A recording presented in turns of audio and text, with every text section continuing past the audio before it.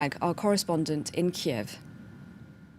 The three Russian citizens, one of them, Igor Girkin, also known as Strelkov, is very well known here in Ukraine. He was the defense minister of the self-proclaimed Donetsk People's Republic at that time and a former officer of the Russian FSB. The other two are former officers of the Russian military intelligence service, the GRU. They're called Sergei Dubinsky and Oleg Pulatov. All three of them, though Russian citizens, were present in eastern Ukraine at that time and were working with the Donetsk separatists, the Russian-backed separatists. Now, you know, the saying goes, there's no such thing as a former Russian military intelligence officer. A lot of people here in Ukraine think that they were actually answering directly to Moscow and still in the employ of the Russian services.